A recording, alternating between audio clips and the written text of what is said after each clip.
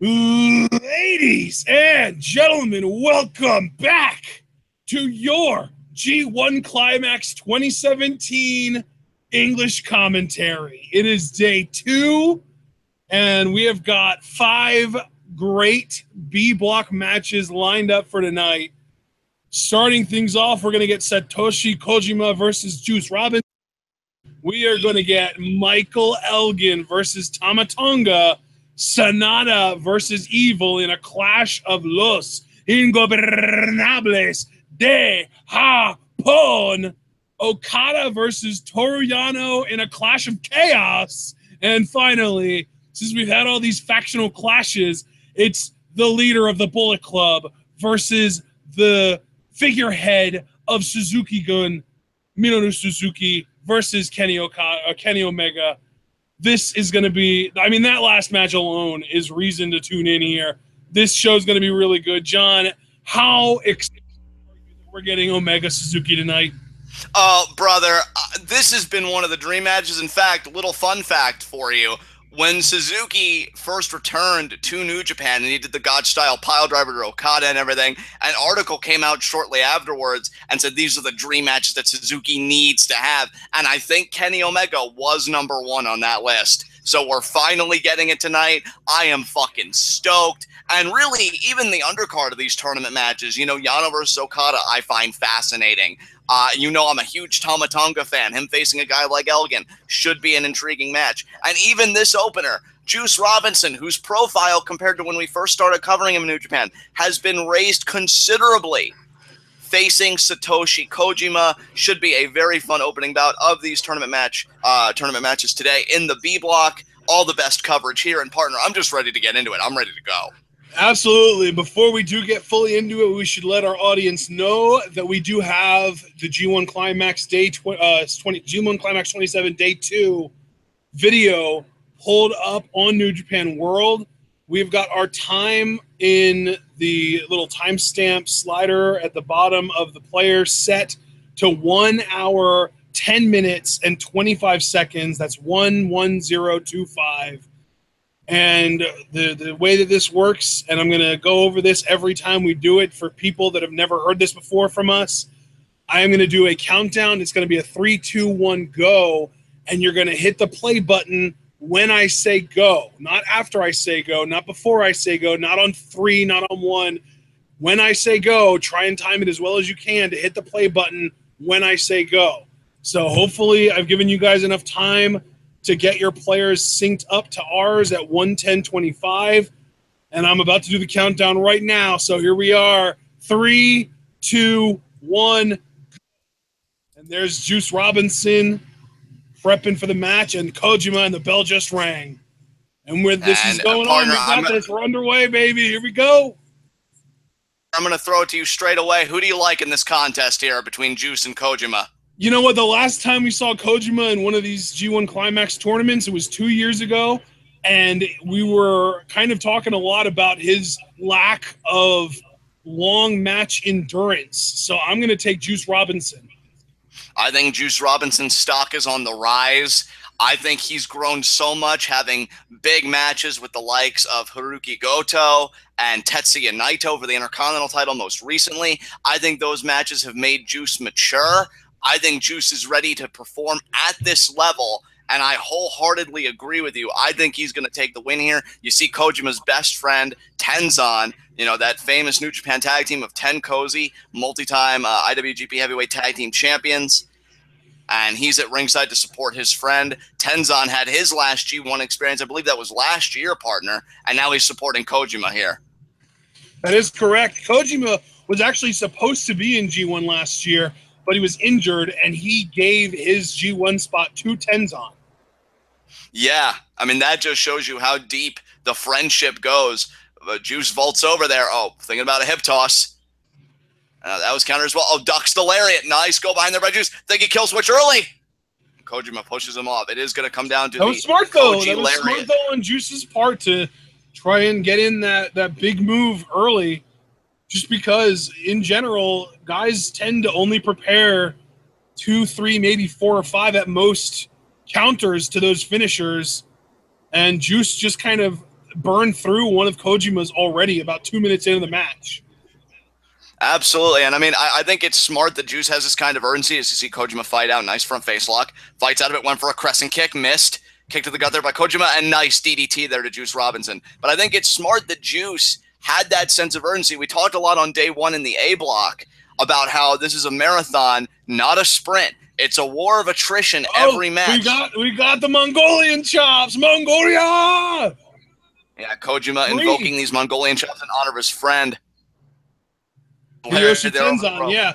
And then he sends Juice out to the not only to the outside, but he hit him so hard that it actually knocked Juice up against the guardrail, and that had to hurt as well. Well, I mean, Kojima knows how to throw that arm again. He does have the Koji Lariat in his arsenal. And Juice, I think Juice is spry and he's quick enough to evade it. But here's the thing, the longer this match goes, the more fatigued you become, and the more fatigued you become, the more prone you are to offense like that. So Juice, I think, has got to be very wary of where he is right now. Yeah, honestly, I'm going to tell you this, John, since these guys are on the apron right now. Oh! DDT on the apron from Kojima. Wow, I feel like that's interesting. It's cool to see some of the vets, though, like Kojima, kind of adopting newer styles and trends, because really apron moves really just kind of came into popularity over the course of the last few years. You really weren't seeing those a decade or two ago when Kojima was in his prime. Certainly not. I mean, you talk about the evolution of the business, and Kojima's back, hitting the guardrail hard. And nice drop kick.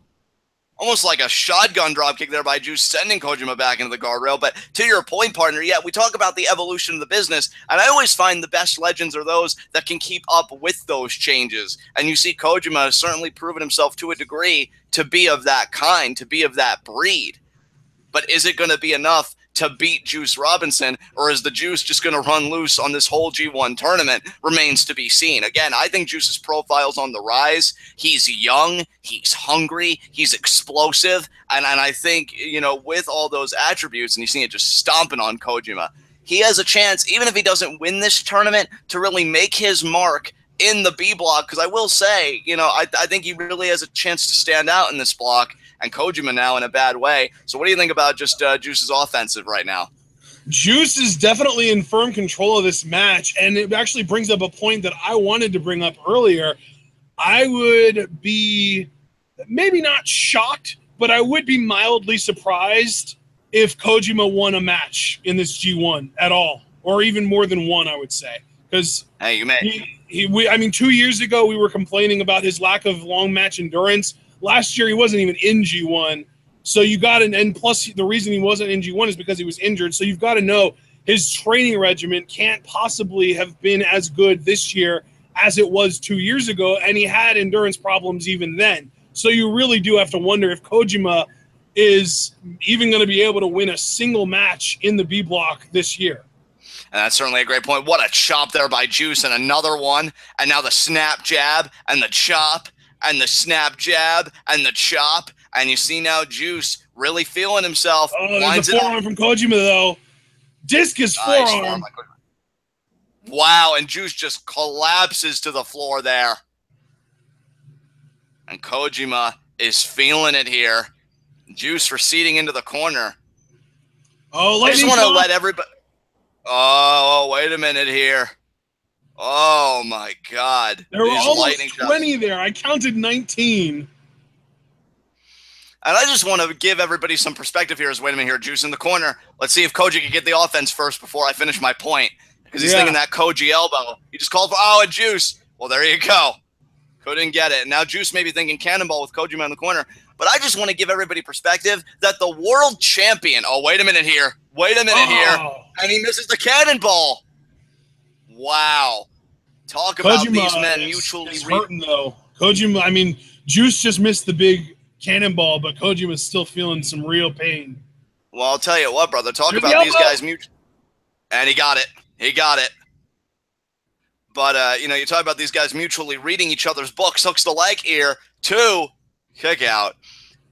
And what I want to mention here, it's amazing to me that we got Kojima in the twilight of his career, whereas Juice, in my mind, is still blossoming and reaching that potential. These guys share the block with the world champion. We are going to call in the future Juice Robinson versus Okada and Kojima versus Okada. I mean, you look at it from Kojima's perspective, that could be a last chance at the IWGP Heavyweight Championship. And if you look at it from Juice's perspective, it's just the biggest opportunity of his career to be at that level. So, I mean, just amazing things happening here. But, partner, I got to ask, I mean, you look at these two guys, and do you think Okada's on their mind, or do you think they're just in the moment of, I got to win this match, I got to get those initial points, I got to win my block? I mean, look, man, if you're in the G1 Climax, Okada has to be on your mind because he's the champion, and the championship is the end game goal of winning the G1 Climax. That's the whole point of being in the tournament. So, yeah, he's got to be on your mind, but I think that as far as what's going on right now, they need to focus as much of their attention as they can manage on their opponent because every match matters. Every match is worth 2 points. And at the end of the day, acquiring and accumulating those points is how you win the tournament and get to Okada. Yeah, and that's an excellent point indeed. You see Tenzan, his body, you can look at how animated he is, just leaning in on the corner, shouting encouragement there to Kojima. He knows how much this match means to his friend. Juice could be thinking powerbomb here. He likes to stack the guy up, if I'm not mistaken, but Kojima there with the rights, fighting out of it. Nice kick. Cutter. Koji Cutter, he got that perfectly. Damn. Kojima now taking a few breaths. We did talk about that conditioning. And again, the longer these matches go, the weaker you're going to be with each successive match. That's why, I mean, nothing will test your endurance or your resiliency more than a G1 Climax tournament. I promise you that. And Kojima here, he might be thinking about it. He's got Juice by the hair here. Front face he's setting lock. up on the top rope. What's he thinking here? Could be a superplex. And ref, telling Kojima, I mean, come on. And now the body shots there by Juice. Juice had it excellently. He's got a nice headbutt there. Now what's Juice thinking? Could it just be a splash on the back? Could it be maybe a senton? Oh. And it's going to be nothing because he got crotched. Oh, my God. And now Kojima, I'll tell you, we talk about rib injuries and things that drive the wind out of you. Getting crotched, knowing that your most vulnerable area gets contact like that, that has got to have you heaving for breath. And now Juice gets shot right in the face. Right there by Kojima. Kojima now has Juice perched. He's going to try again here. Oh, he's going for a top rope Koji Cutter. And he got it. That could do it right there. But he's not capitalizing right away. Yeah, he's not going for that pin immediately. This was a problem he had 2 years ago. He would hit a big move that could win him a match, but he would still be so worn out and out of breath from just, again, the lack of endurance that he wouldn't be able to capitalize immediately. So now he realizes that he's not going to get a 3 count, and he's going for the Koji Lariat, but he got met with a boot, and then the double sledge, and now Juice going for the kill switch. Oh, but he doesn't hit it. No. Lariat to the back of the head. Oh, what a lariat to the back of the head that was. God damn. He just rung Juice's bell. Big time. Oh, picking him up by his hair. Oh, man. Kojima. Brainbuster. Wow. And now he's going for the pin. It took a little while. 1, 2, but Juice kicks out. Juice staying in it. I'm telling you, he's grown so much by facing Goto and Naito and those higher-level competitors, and that's why I'm excited about him facing Okada, because even if he loses, that's more growth. The more you face guys that are better than you, the better you become. Oh, Juice missed the wild right. Check the arm of Kojima. What is Juice thinking? Is he going to go for a lariat of his own? No, he's going to get lariat. Oh, that might be it. Wow, he got met with him. No, Juice still alive. And Juice still kicked out. Wow, and even Tenzan's arguing with the referee on that point. He's like, come on, ref, that was 3. No, it was not. Ref was in perfect position. That was clearly a 2 count. Wow. Oh, Kojima calling for the end, though. He's calling for another lariat. Jeez, man. And Juice ducked. Straight left hook. There is the straight left hook. Oh, and now we know he wants to set up. The Juice is loose. And there it is. Is he going to get it? He got it. It's over. If Juice can make the cover here, and he will, because again, that's the youth at play. 2, and it's over. Yeah, Juice wins. Great victory there for Juice Robinson over Kojima. What a performance by Robinson. That was great. Oh, man. That gives Juice 2 points there for his block. And as far as Kojima, he gets 0 points right now because he lost that match. Oh, man. And you know what, partner? We talk about Juice's growth. We talk about his maturation as a performer. That win has to do so much for his confidence, don't you think? I mean, definitely. He is right on sort of the fringe of the top ranks of New Japan. And beating a guy like Kojima really does prove that he is sort of a notch above a certain tier. And maybe he might be in a tier all his own where he's just below the top guys, but above everyone else. That's why I'm just enthralled by the prospect of and the Juice respect, too. Okada. The mutual respect between Kojima and Juice Robinson is great to see. Yeah, Juice is a class act. Yeah, you know, this isn't a Johnny Scumbag time. This is a time to appreciate great wrestling. You see a young guy coming into his own in Juice Robinson, and he knows what this place is about. He knows where he came from. He knows who paved the way for him to do this. A gaijin that makes all other aspiring gaijin proud, to be sure. It's such an experience to wrestle in front of this crowd, to wrestle in front of a country like Japan that, I mean, still really holds wrestling in high esteem, it seems to me. And Juice gets to do this. He just got a win, 2 points on the board. And I'm telling you, Juice versus Okada is a match I am just ready for, because if Juice could pull out that upset, holy fuck, would this young man's life change? But he's already got it in such a good place. Congratulations, Juice. We look ahead to the next bout. Partner, what's our next tournament match? Our next tournament match is Elgin versus Tama Tonga.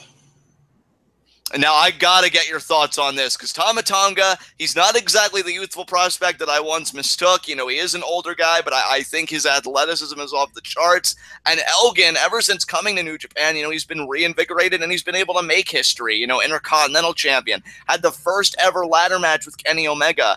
And this is his second G1 Climax, if I'm not mistaken. I mean, Tama Tonga's been in New Japan for several years now. You could call it home for Tama Tonga very easily. But it's also only his second G1 Climax.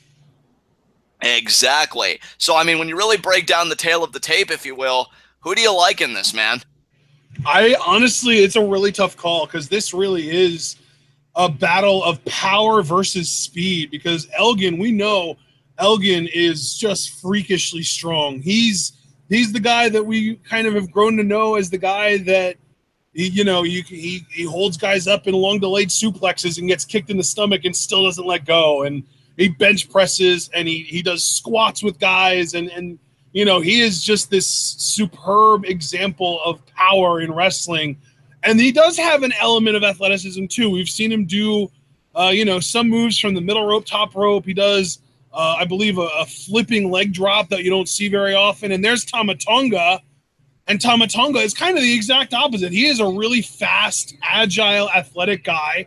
He moves really well. And I think the big X factor here is he inherited arguably the most sort of out-of-nowhere shocking finisher in the world of wrestling today, the gun stun from Carl Anderson. And that really should be the difference. If he manages to find a way to pull out that gun stun in this match, it's over. He wins.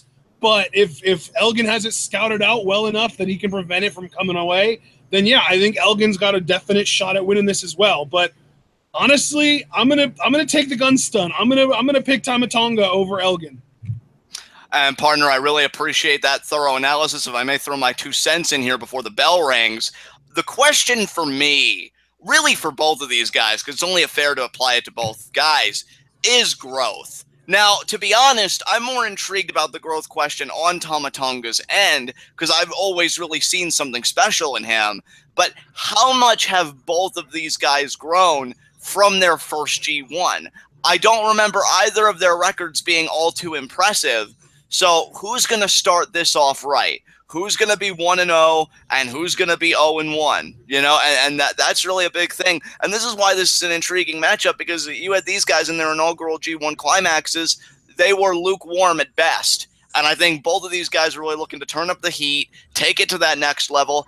And you know what, though? I got to say, I adore Tama Tonga, but Michael Elgin, again, he's been reinvigorated by being in New Japan. He's living his dream, competing here.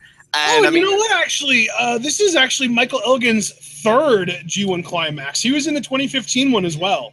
Well, then, yeah, the question of growth really then does come down to Tama Tonga then. Because this is only he's actually in 2015 he went 4-5, and last year he went 5-4. So maybe if natural progression continues, maybe he's due for a 6-3 year this year. Maybe, and I'll tell you what then, you imparting all that information to me, I was getting ready to give the win to Elgin, but you know what? I think I am going to go Tama Tonga. I really want to see how much he's grown in this second year here, and you see him using that quickness, went for that shoulder block. And yeah, you can definitely see first gear here happening between these two men. Now, and Tama Tonga last year went 4-5, so we can know that as well. So these guys are both kind of in the middle of the pack as far as G1 has gone. As far as, well, last year Elgin was 5-4, Tama Tonga 4-5. The year before that, Tama Tonga wasn't even in G1. Elgin went 5-4. But the one thing I do want to note, Tama Tonga doesn't even have face paint on for this. So that really makes you wonder just how much effort he's willing to put forth into the match if he's not even willing to put enough effort forth to put his face paint on to prepare for the match.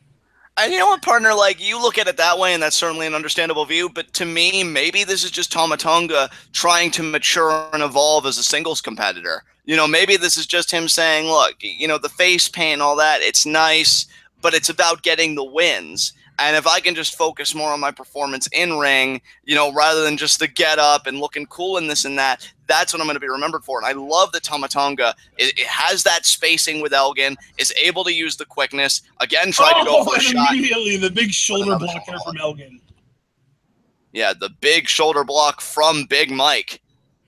And now Elgin again. Oh, vaults over Tama Tonga. Tama Tonga got caught. What almost like a world's strongest slam there by Elgin to Tama Tonga. There by Elgin. And now, oh my God. Oh, time for the delayed suplex. You know, one of these days I'm hoping somebody can find a counter to this. Because, yeah, here we go. You can see the legs slightly moving. He might try and slip out. I was going to say, my question is whether Elgin is going to try and do squats like this, or if he's just going to keep him up and, well, he did the one-hand thing, so there you go. Yeah, and just drops Tama Tonga down. Elgin saying it's just that easy, then goes with the cover. But see, I don't like that by Elgin. You're a veteran. You should know better than that. You've got so many other matches after this, you know, because, I mean, this tournament goes to distance, folks, again. And just that little bit of posturing and flexing, you know, there's a time and a place for that. Do it after you've gotten your hand raised. Scoop slam there to Tama Tonga. And now Elgin. Shot splash here. I know he likes to do that move, unless something's changed. And went for the slingshot splash, but he missed. I guess both me and Tama Tonga were well-versed in that offense. And now you can see that drives the air out of Elgin. Oh, wow. Tonga was on the apron for a second before Elgin just laid a grenade of an elbow in there. I mean, I'll tell you, he trips him up, though. Oh, and that could be big. Because, I mean, between missing the splash with the air driven out of him, you know, in the front, and then the back getting assaulted by the apron, Tama Tonga may have a kernel of an offensive here. So we'll see if he can build upon it. Irish whip, and Elgin's back goes into the guardrail. What a lariat that was. Oh, and Tama actually helped him back inside the guardrail. Why not? Look, no need to go everywhere. You know, I know people like Fale and other Bullet Club cohorts like to do that, but Tama Tonga may have his own strategy. And I appreciate that. You know, he's kind of forging his own path. Front face lock here. Could it be a DDT on the floor? No. No, you're not thinking a suplex on that behemoth, are you? And already buckles the knee. That stopping power of Elgin. And again, just immediately. But look at this. Tama Tonga reverses into a suplex of his own on the outside. Not only does he reverse, he uses all that momentum, to get Elgin on the floor. Very nicely done there by Tama Tonga. And we know, of course, again, employ the gun stun that he inherited.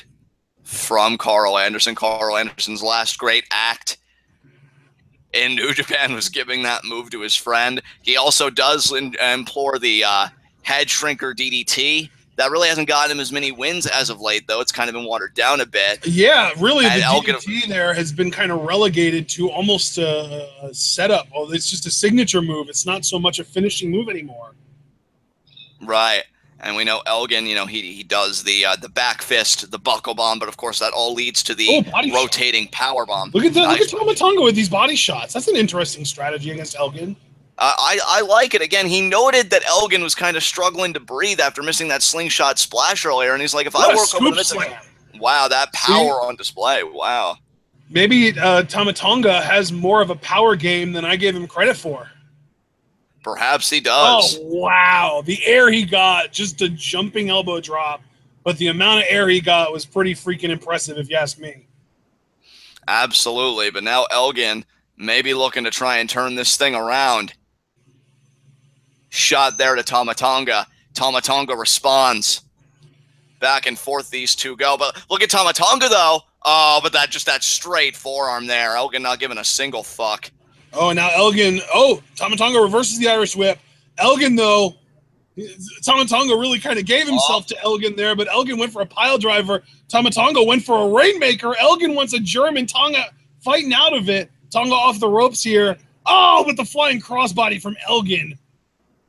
And that's the thing. We can't discount the fact that, yeah, Bray Wyatt, to say the least. And I'll tell you, I really can never discount Elgin's athleticism. Elgin has that athleticism that, you know, just can come out of nowhere. What a jumping forearm there. Scoop slam there to Tama Tonga. And now Elgin's slingshot splash. He got it this time. And now he's got the arm up. He's calling for a lariat, it seems like. Maybe in the corner here. Yep. Now he's going to charge at Tonga. Nice lariat in the corner there. Opposite side there. Oh, God, another lariat with even more momentum behind it. And now he's getting him up. Are we going to see?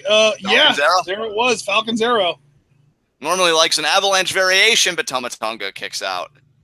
Elgin's bleeding from the mouth. I didn't even notice that until just there.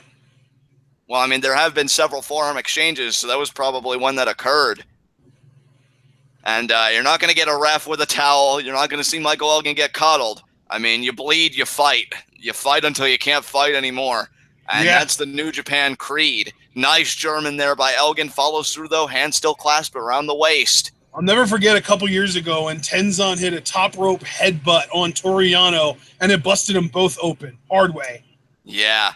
That was crazy. Did I say elbow? I meant headbutt. I thought I said headbutt, but I might have said elbow. I meant headbutt. No, you said headbutt, partner. You're good. You're good. And speaking of elbows, though, Tama Tonga using those elbows to get out of that waist lock. Oh, Elgin went for the back elbow, but Tama Tonga got out of the way. Elgin foot up, enziguri. Tonga staggered. Elgin's got him up in a fireman's carry. He's going for, I believe, like a Death Valley driver slam. That's interesting. Yeah, nice follow through there. And Tama Tonga, though, still kicks out. But I like the inventiveness, yeah. Yeah, that was like a Death Valley driver into a jackhammer almost. That was cool. Yeah, that was a very impressive feat of athleticism there again by Elgin. So, yeah. And now Tama Tonga leaning against the ropes here, trying to get his bearings. You know, he needs to go on the offensive here because the thing about Elgin is once you give him that small opening, it's very hard to close it again. A nice short arm lariat there. And now one to the back of that, my God. Yeah, these lariat exchanges have become a signature part of Elgin's offense. Oh, and Elgin just that one actually knocked Tonga all the way down to his hands and knees. And now it seems like Elgin wants a running lariat. Oh, but he didn't get it. Tama Tonga. Kind of a spinning reverse crossroads there. Yeah, like an inverted neck breaker there by Tama Tonga. Great spin and torque on it. He actually calls that the Tongan twist. Tongan twist. Okay, I'll try and remember that for future matches. Always good to learn something new. But yeah, the Tongan twist, while it's not going to get him a 3 count because, you know, Tama Tonga's more concerned about recovery, it does give him that window to get a breather, to collect himself, and to go on the offensive on Big Mike here. Oh, that was like Elgin. a Superman punch there from Tonga. Oh, look at Tonga. Oh, and the headbutt. That's Samoan head. Well, not Samoan, Tongan headbutt. Okay, the Pacific Islander headbutt. How was that? He wanted the head shrinker, but Elgin is just too strong. And now he's got him up in a vertical suplex, but Tonga escapes. Elgin off the ropes. Tonga follows through, slips behind him, jumps up. Head shrinker. There it is. He got it. He got the head shrinker this time. Hooks the leg. Two. Only a 2 count. There it is. That's that relegation that we've seen from the head shrinker. I wonder if just everyone in New Japan's thick skulls have gotten even thicker. Yeah, and that may very well be, partner, but we'll see now. Maybe it's just because they were like training their skulls because they knew Shibata was coming for them. Yeah, maybe. And now Tonga thinking he's going to charge it. Elgin here. Almost like a stinger splash there, but Elgin got out of the way. Now Elgin going to fire up, but Tonga moves out of the way. Man. Moves again. So quick. Could be a gun stun. Oh. It did look like he was setting up for a gun stun, but Elgin caught him with that lariat before he had a chance to jump for it. That's like a mosquito barreling towards you, and it just gets swatted with the newspaper right at the last second. God damn. It is, yeah. Tonga just got wrecked. Oh, and now Elgin, I believe, calling for a forearm. And he might get it here. He wanted one, but is this going to be a water wheel drop? Yeah, Alabama slam. Goes for the pin, 2. Oh, but only a 2 count. Yeah, Elgin's staying in this. That fellow Bullet Club stablemate Cody Rhodes loves using the Alabama Slam after one of his earliest teachers in WWE, Bob Holly. It's just funny to me, too, because, like, it just reminds me of PWG because Excalibur is always making jokes about the Alabama Slam as, like, the water wheel drop. And the other one is the Falcon Arrow. It's like, nobody kicks out of the Falcon Arrow. And we've seen both of those moves in this match. Oh, God. Yeah. No. Oh, my God. Reminiscent of Mark Henry and Randy Orton from Night of Champions 2011. Oh, absolutely. And Mark Henry won that match, and Elgin might be about to follow suit here. Oh, he's firing up for that lariat. What a drop kick there by Tonga. Oh, but Elgin goes out to the floor, though. That had to be a bad break for Tonga. Well, not out to the floor. I stand corrected. He's on the apron. But still, though, his body's kind of outside the perimeter of the ring. And now we'll see if Tonga can capitalize here. I mean, a count-out's still a victory, but Gamangiri there. Oh, good stun! That might be Elgin ruled out. Oh, my God, and Tonga knows it. Oh, that's heartbreaking. So good. You really need to learn going against guys like Tonga and really anyone that uses a jumping cutter as a finisher. Don't dive at them, please. And now this is going to be a kick out, isn't it? Yeah, only a 2 count. It is. That's a very rare. I mean, if you're going to dive, don't do it into the ring. Yeah, that's a very rare occurrence. It's just foolish. It's just what? Yeah. That's a very rare occurrence in a G1 Climax match where somebody kicks out of a finisher, but of course he was going to because of the delay. Yeah. Because I said, what I love about up top, though, what's he planning here? Oh, that's not going to end well. Honestly, dude, with Elgin kicking out of the gun stun, I think my hope evaporated that Tonga's going to win this match. But Elgin now, straight shot to the head. And now that could be that Avalanche Falcon. Last year's standings, Elgin did have a better record than Tonga. And like I said, Jesus, Tonga, like, falling all the way off. But, yeah, like I said, you got to wonder if Tonga doesn't even want to paint his face for the match. How much effort is he going to be willing to put into the match? And I guess we've seen enough effort from him so far to say, like, well, the answer is still a lot. But I still question why he wouldn't be preparing for this like it was a big match, because he wears the face paint for big matches, and G1 is all big matches. Elgin has him up firing. Maybe he'll counter it. He'll counter it. God stun again. God stun. Are you kidding me? 3. That's it. Wow. And Tonga got it. Yes. Even he can't believe it. I thought it was a Samoa driver at first. I didn't realize Tonga hooked the neck. Oh, dude, that's fucking awesome. Wow. I want to see a replay of that now. I hope we get it. That was fucking good. And you know what, dude? I had a feeling like, oh, wait a minute. Elgin never does this. It's normally, again, the Avalanche Falcon Arrow. Are they really going to do, like, the big counter? And they did. Yes! Tama Tonga wins. Oh, that's right. All the people I'm excited about Okada facing, you can add Tama Tonga to that list. Yes. Oh, my God.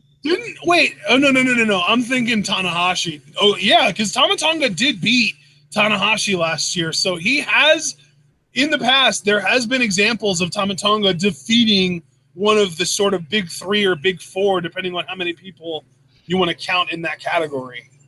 Well, guys, I should mention, because we're doing outro stuff now, so it's like, you know, Elgin lost. I'm gonna catalog that Tonga just got 2 points. Yes, he actually starts with an undefeated record. That's awesome. And again, it goes back to that growth question. I guess he did grow from last year. So that was really good. That was really good. I like that match. And now up next, we've got another really good match. Los Ingobernables de Japón 1v1 here. Sanada versus Evil. Ooh, I'm going to have to go with Evil on that one, partner. What about you? Now, you know what? I'm picking Sanada. I like Sanada. I love Evil too, but I think these guys don't really match up very well. I think Sanada can do pretty much everything Evil can do and then some. Yeah, we'll see, because this is definitely, it's always intriguing when you've got that, you know, that interfactional warfare at a G1. But, yeah, you know, I just got to say, like, I'm always excited for whatever block the world champion's in, because I'm always curious, like, what the upsets are going to be and who are going to get future title shots. And if Tama Tonga can beat Okada, I will lose my fucking shit. Like, that's going to be huge, because I really, it's always funny, because, like, even when we did our inaugural 5v5, I don't even think I was going to say Otonga, Jesus Christ, Tama Tonga was in my honorable mentions, but, like, every time I see him, though, I really get into his matches, so I think I got to put more thought into that for our second installment. That was great, but I got to transition. I mean, the second installment's in about a month. Yeah, and Tonga might just have a place, because he's so good. But speaking of people that are so good, I do want to shift gears here, because these two guys definitely deserve my utmost attention and respect. Los Ingobernables de Japón, interfactional warfare. We have got Evil versus Sanada. I'm going Evil. You're going Sanada. I like that we got a bit of a spirited divide between us, and it's also, you know, within a faction. So I think the table's set. We got some very interesting things ahead here. And I'm still grinning ear to ear from that last match, but this should really be something, because I think with Evil, you got somebody that can do the power game, but I think he also has a technical proficiency about him. And with Sanada, I think he also has that technical proficiency to a degree. I mean, keep in mind that skull end submission hold, but he's more of a high flyer at the same time. So I think it's going to be a very interesting contrast to styles between these two guys. Definitely. Yeah, I mean, Evil definitely brings more of a power game, but Sanada is still very strong, and Sanada is leaps and bounds more athletic than Evil. Yeah. And I will give you that. I think Sanada does have Evil bested in terms of athleticism. And, you know, it's going to be very interesting how those two styles clash. No pun intended there. And, yeah, we got Sanada coming out. Ooh, a bit of a different mask there for Sanada. Oh, that's He's sick. upgraded. And, of course, the top is completely open because hair. Exactly. It kind of looks like... just a little bit like the Lich from Adventure Time. I dig it. Those horns just kind of jutting out. It reminds me of, like, that scene where one of the hyenas puts a wildebeest skull on his face in Lion King. Yeah. Oh, man. I'm excited for this match, because we all know how these things go. They remain brothers after the fact, but you always get a fight. We got this. We got Yano Okada, which I am fucking psyched for, and I know what a big Toru Yano fan you are. I'm sure you were really anticipating that match, and of course our main event, Kenny Omega versus Minoru Suzuki, but the bell just rang. Here we go. It's Sanada versus Evil, LIJ member versus LIJ member. And then it even says that under each of their names in that little graphic that just popped up, so that's fun. And you know what, two-parter, can I just say as a quick aside, before the action really gets hot and heavy here, and intense between these two guys, I actually like that we have this kind of interfactional warfare, but neither of these guys have to worry about facing Naito because he's in the A block. So both Sanada and Evil can forge their own path without worrying about, oh, am I going to have to go against Naito? Am I going to have to do this or that? Like, they can just focus on their own G1 experience, and I find that very interesting as Sanada hangs onto the ropes. And I really like that they're doing this on week 1, too, or on day 1 for the B block, I guess I should say. Oh my God, Sanada's a freak. I love him. Yeah, oh my God. And now he's disrobing, and now there's the physique, and he's ready to go. Oh, and Evil's pulling out the chairs already. He's like, I can't do this fairly. And what does it say, though, about Evil? That because we've seen what he does. He actually gave Sanada a chair. This is different. I was going to say, we know what Evil does with it. Oh, my God. Oh, my. Everybody's getting abused right now. And oh, my God. I swear, Sanada is literally the Cesaro of New Japan right now to me. That's amazing. Because I feel like in prior years, like, you never hated the guy, but it's interesting to hear you, like, give all this praise, because I didn't know where he was at with you. So it's good to know that, yeah, that's kind of how you perceive him right now.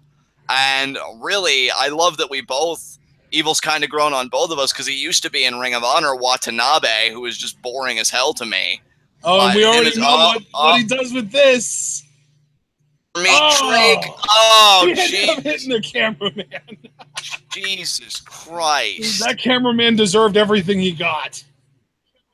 I know the G1 Climax is only in its second day, and by the way, great job pulling a me there, I approve. But I know it's only in its second day, but this already might be one of the more violent matches of G1 Climax, because we got a ref hit with a chair, a cameraman hit with a chair, and Sanada just perfected his triple trait cosplay. Jesus. I gotta say, though, I'm glad New Japan didn't pull a Lucha Underground in this case and just disqualify Sanada because he attacked a ref. Yeah. That is true. Justin Borden was over the freaking top last night, man. That was so egregious. All the shit that these guys are allowed to get away with in Lucha Underground, and lariating a ref is the thing that gets someone disqualified. Like, what? Yeah. Oh, pulling the hair. Though. Yeah, he is. He's using that hair as a grip, and then he just curb stomps him to the mat. And that's why even.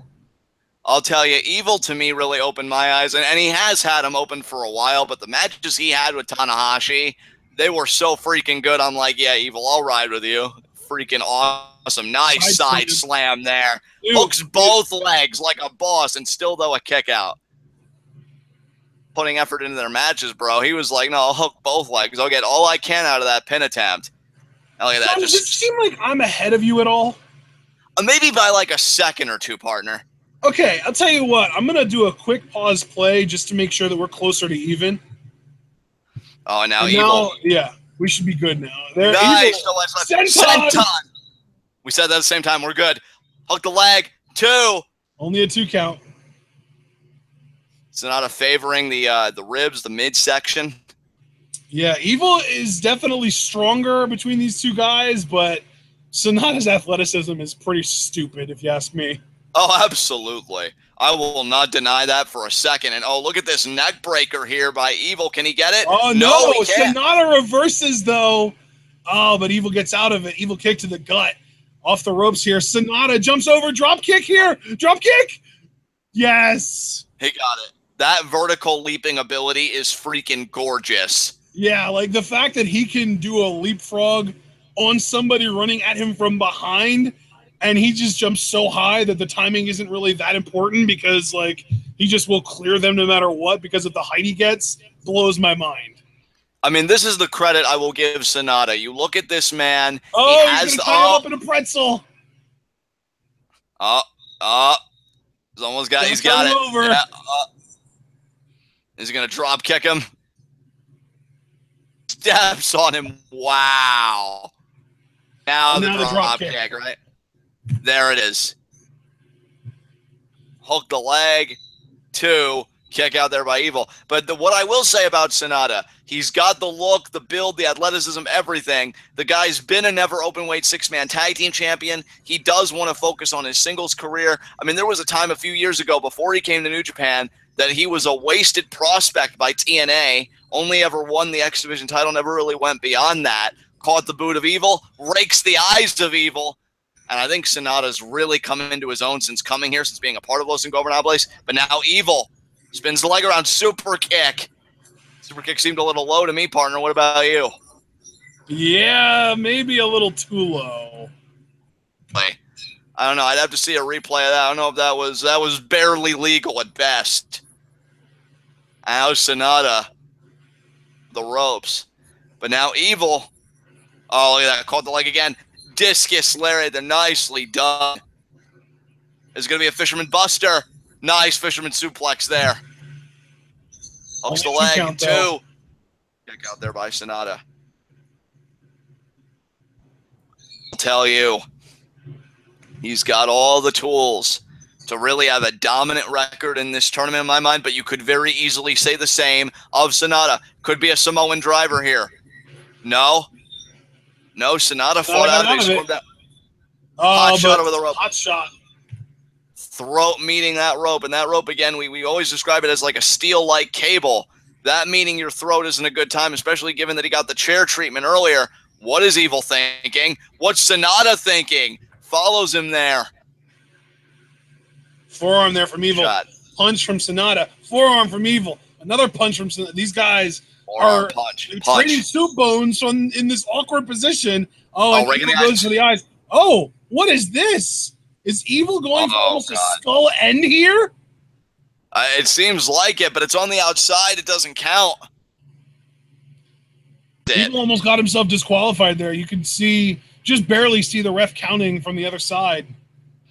Oh, and now Sanada again, though. Oh, my God. Oh, my God. Cutter on the floor. And that's the athleticism of Sanada that you were alluding to, partner. That was it right there. Yeah, he's a freak, man. He is a freak. God damn, what a cutter that was.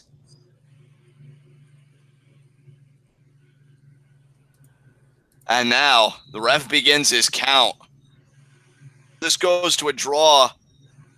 Didn't you say like a draw's 1 point, I guess, assigned to each guy? That's correct, yeah. 1 point per guy, because technically neither of them won, but they both won at the same time, so they just cut the points in half and give one to each.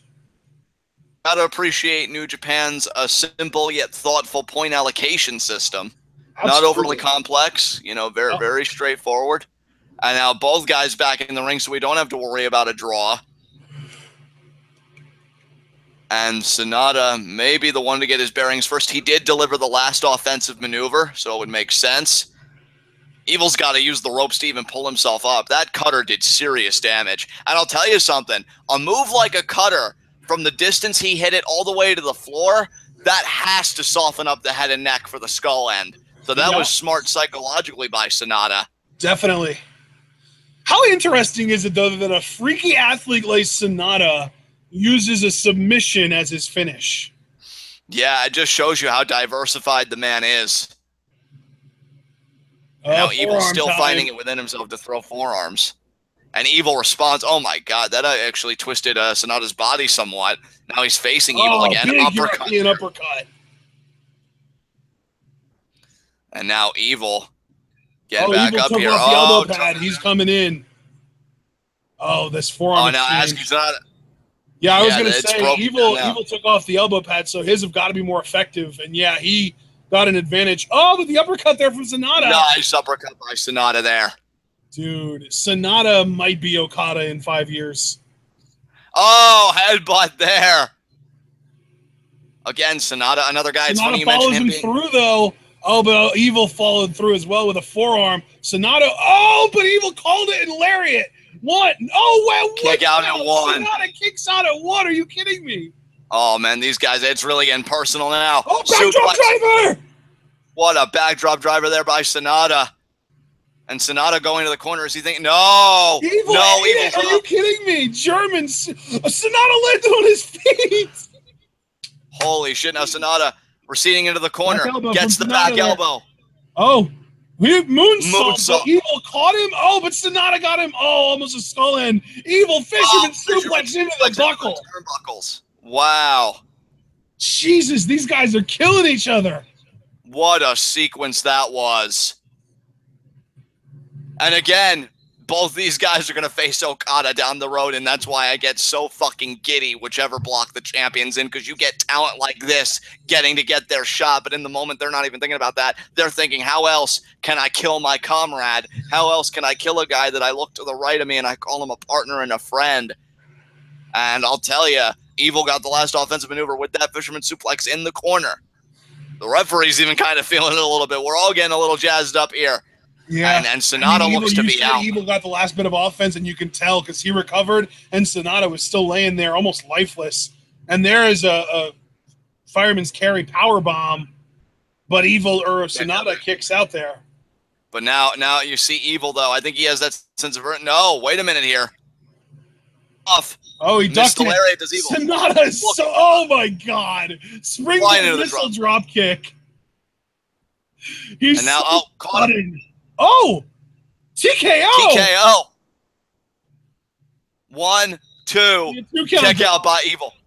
Jesus. These guys are having match of the night so far for my money. Absolutely. For sure. Yeah, these guys are great. I mean, the chemistry.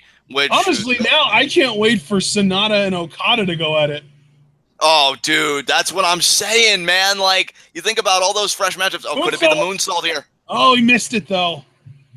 Evil had it scouted. Yeah, he did. I mean, of course he did. They're in the same faction. Oh, is this the Banshee muzzle? It is the Banshee muzzle here. This arm trap face lock. He calls it the Banshee muzzle. Well, I know Sanada had it scouted earlier. It got hooked in this time. I don't know if has Evil won any matches with this submission? Yes. Oh, wow. So he might do it again here. I don't know for sure if he's won any matches recently, but it is a move that he has won matches with. Oh, Sanada's fading. Yeah, he Sanada's fading. And oh, wait a minute here. He's still got some life in him, though. I thought the ref was getting ready to do an arm check because New Japan does still employ the arm check around here. He got to the rope. He got the rope, which means it comes down to that sweeping STO. I mean, that versus the skull end, I'll tell you. And that's the thing. With the sweeping STO, I could see Sanada countering that into a skull end. So Evil's got to be careful. And no, he's calling for it. A big lariat here. It seems like he's got the arm up. Oh, my God. He got it. He got it. Wow, turned him inside out. Hooks the leg. Oh, and he kicks out. Sanada just kicking out there. That was so close, though. What a match these two are having. Now Evil just called for the end of it. He called for the end of it. He's thinking that STO.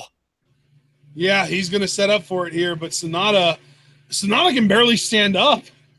Spaghetti legs for Sanada and glazy eyes on top. And now is it going to be STO? No. What did I just say? What did I just say? Oh, my God. And no. Oh, bridging tiger suplex. That might be it.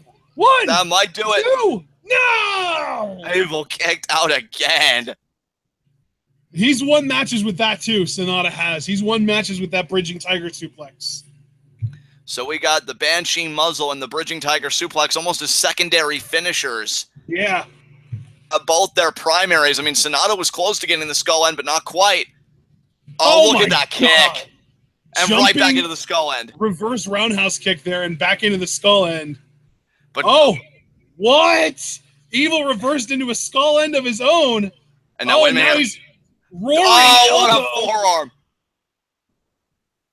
And now he's calling for the STO again. STO. Sanada may be out of it. That elbow rocked his face. Oh, he caught him. Wow. Oh, no. No. Jesus. Cutter. No. Skull end. Skull end. Oh, he's got a great Bridget. He scissored it. That's going to be it. He scissored it. That is going to be it.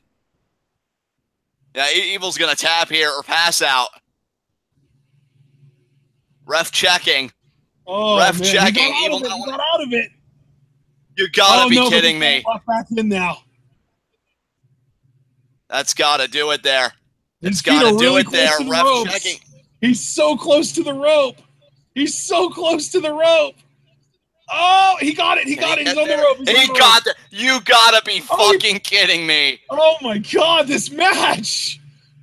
Well, this match just shattered the mold that every G1 Climax match adheres to, and I respect that. Any other G1 match, that would have been the finish. and these guys are still going. Oh, wait a minute here. What's Sanada thinking? He's thinking he wants the moonsault. moonsault. He wants to win with the moonsault here. And he might gets hit it this too. time. It is going to be over. He got it. That's going to be it. It's over. 2, 3. Sanada wins. Yes. Oh, 3-0 on my picks on the day. I got to say, partner, you called it, so I concede to you, but I am proud to say that me as an evil supporter, he did not make it easy for Sanada. No, he did not. I think I'm 8-0 with my picks so far this year. Man, it's a shame that there isn't like a betting pool or kind of like a similar tournament like March Madness where you get to lock in your picks and win prizes because you'd be making a fucking killing right now. Whew, man, God that damn. was great. That was a great freaking match. I honestly did not expect this match to be that good. Again, I know we're only in day 2, but that might have actually been my favorite match of the tournament so far. I even enjoyed that more than Naito Ibushi, if I'm being truthful. But did you enjoy that it? Was really but did you enjoy it more than Tanahashi's ESJ? I actually think I did. Wow. Because here's the thing, you're talking about two guys that neither one of them have the biggest profile, and I think they went out there and they had a better match than they had any right to. Because again, I noticed that Climax matches adhere to a certain formula, and they totally shattered that mold, and I cannot tell you how appreciative I am of that fact. Definitely. That was amazing. Yeah. That was so freaking good. I want more matches to be like that, please. Yeah. Because, like, it's cool that Sanada still won, but I like that they made you suspend your disbelief when Evil got his foot on the rope for the skull end. Because then I'm like, oh, maybe he'll still be able to pull it out. That was brilliantly well done. Evil's eyeshadow is almost completely worn off. That match was exemplary, and you see now Sanada waiting for his partner there. And I'll tell you what that match does. And now look, he has the fist out. Is Evil going to bump it? There you go. There, I love it. I love it. Yes. What a match that was. Dude, and you know what I'm really, really excited about now is Sanada Suzuki. Yes. Well, dude, I was even getting ready to say, you know what that match did for me? That match made me believe that Sanada can beat Okada. And I really can't wait for that match now. Yeah. Holy shit. Well, and the main reason I said Sanada Suzuki is because never openweight title. That is true. That is true. And hell, Suzuki, he's already kind of treating the never openweight title as a side bitch because apparently on day 1 when they did the whole Omega versus Suzuki tag match, they had a little backstage skirmish after the fact, and Suzuki posed with Omega's U.S. title right in front of him. So you know where Suzuki's head is at, and that's why I'm happy for Suzuki because, like, yeah. I mean, really, that's something that we haven't really talked about, but tonight's main event, not only is it going to be a great match just because it's Omega and Suzuki, but it is champion versus champion. It's the never openweight champion versus the United States champion. So that's pretty huge. That is pretty huge. And I will say, like, that's why me as a Suzuki fan, I'm fucking stoked because he'll either beat Omega again and get a U.S. title match, he'll beat Okada and get another world title match, or he'll lose to both. So we'll see. But in the meantime, we got your boy coming out. I'm going to let you take the reins on this one, partner. Toru Yano versus the man Kazuchika Okada. Yes. Who do you got in this one? Over or under 5-minute length of the match? I'm going to say just a bit over. Oh, see, and I'm going to say just a bit under. And now, Toru! I know you're a big fan of his. Tell me, you going to pop big if he actually manages to beat Okada here and get himself a world title match? I'm going to be rooting for Yano this whole match, guaranteed. That's amazing. It's funny too because he brought Jado out with him, and Jado and Geto are both going to be out there now because of that. Yeah. It's like, you're good, Yano, but Okada has the power of the pencil. Oh, yeah. Hey, man, Jado is Geto's best friend. That is true. Like, hey, can we just give Toru Yano this one thing? He's been really loyal, and it'd be different. Like, and dude, let me just make it clear right now. Like, I'm both trying to be impartial, but I already told you before we went live, I'm rooting for Yano too. Because again, this is what I love. I love these just weird matches the champion finds himself in, and then if the champion loses, has to give that guy a title match. I would love the very thought of Yano's name on the marquee competing for the IWGP Heavyweight Championship. Abso-fucking-lutely, yes. So, oh, and there's Okada. Silver hair now and all. Yeah, still don't know how I feel about that, but it's his body, his choice, I guess. So it's whatever. Man, I dig it. It shows that he's Ghetto. Yep. And that's the thing, though. Yano always looks like such a caricature of himself. Do you think Kenny Omega's watching this and just thinking, if that motherfucker Toru Yano wins with a roll-up when I've been trying to hit a fucking one-winged angel, I am going to kill somebody? Yeah, probably. To be fair, if I'm being perfectly reasonable and objective, I do think Okada's going to win this. But simultaneously, if Yano wins, I'm going to pop big. You and me both, dude. Like, Okada's starting to get back in my good graces. I'm over my bitterness of him being slightly OP because I know he's bound to lose at least one match in this tournament. If not, maybe two. You know, I'm hoping Yano is one, and I'm actually torn whether I want Tama Tonga to beat Okada more or Sanada, because Sanada really showed me something in that. That match was fucking incredible. But yeah, Toru Yano taking the shirt off. He's who wouldn't want to see Toru Yano as world champion? That man is freaking adorable. He's wonderful. I love Yano, man. He's so good. He's just like the best part of freaking life. We get besieged with like depressing news and everything, but then you see this crazy man undoing turnbuckle pads and beating people with them, and then you realize that's what life is really all about. So, exactly. Yeah, precisely. I mean, definitely a contrast in styles, though, partner, because I don't think people give Toru Yano enough credit. You know, we call him almost like a trickster. He's almost like the Loki of New Japan to me, because he loves to have a good time, loves to get in people's heads and just, you know, screw with them. But I think there's a real brilliance to that tactic. Whereas Okada, you know, it's funny with the silver hair, he's taking on the role of the ace very seriously. And with that ace comes a certain code. You know, you carry yourself a certain way. And so I think these guys really are a contrast, not only offensively, but really in terms of like lifestyle and how these guys, you know, approach the business and approach how they are as performers. And Okada, come on, Okada, you got to know better than to do that. Yano's rolling. Oh, really? Ghetto's stopping him? What a punk. And Toru Yano just looking like, come on, bro. You sure? All right. I'll do it. I'll have the match. Roll out on another side. Roll out on another side. Come on, Yano. I mean, these are Chaos stablemates at the same time. So that is interesting to note. As now you got Toru Yano wanting to shake Okada's hand. Okada doesn't look to be in the mood, though. He's like, nah, I ain't really feeling that. Oh, and he's just smacked him right in the back of the head. And then faking him out. Hey, Okada, you faked out people for years. It's about time you got a taste of your own medicine. Oh, let me just pat your chest condescendingly. How's it feel? How's it feel? Doesn't feel good, does it? This is what you do to other people. And Okada's turned his back on him. Wow. Okada, now Yano is stopping Okada. Yano attacks him anyway. And right into the ring. He threw him into the ring post. What? Are you going to try to injure the champ? Hell, why not? Everybody gets a title match. Okada he's not doing a turnbuckle, and Ghetto is stopping him. Oh, and there's Okada now. Is this match going to come down to whose manager is the most obnoxious? Oh, God, it might. Okada's trying to retie the turnbuckle. Oh, my God. Wow, he really has taken Tanahashi's place. What a fucking square. Oh, and now he sends Yano into the guardrail. Oh, man, not his back. That hurts, though. Damn.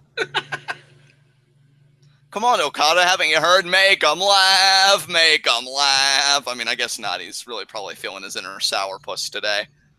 I'm the world champion. I don't lower myself to this. Oh, no. He just shoved Yano's head in between the bars on the guardrail. How's he going to get out? You're traumatizing that fan, Okada. Jesus. I mean, there's got to be a line drawn between trying to win a match and attempted murder. Come on, man. Especially given that these guys are stablemates. But then again, I mean, at least with Sanada and Evil, they come by it honestly. You know? Yeah. It's like, I'm gonna wrap this chair around your throat, and I might crush your trach, but I trust in you to get out of it, you know, or to, you know, survive it. But with these guys, I don't know, I think it's just Okada being kind of prickish a little bit.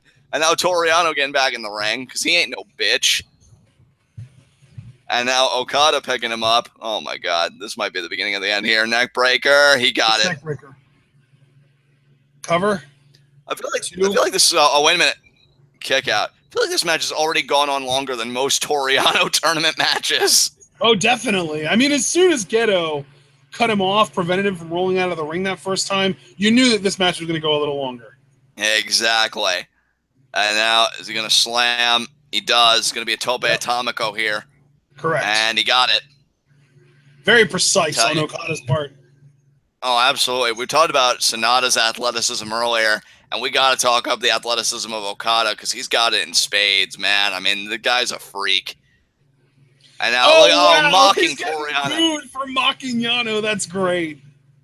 Well, that just shows you how over Toru Yano is, and it does kind of feel like Okada's playing the bully a little bit. You know? It doesn't like the class clown in New Japan, apparently. Hey, when you're the man and someone tries to make a joke out of you, you got to just show them their place. And now Snapmare Takeover could be a rear chinlock here, and it is. Yep. Perfect form on it. And Toru Yano, this is a very rare instance where we actually see Toru Yano grounded. And I'll tell you, I don't know how Toru Yano's going to get out of this. I don't know how he's going to pull off his antics with Geto just like right out there. And now right back into that rear chinlock. And Toru Yano, he's keeping the hand up. He's trying to fight out of this. Elbow. Another elbow.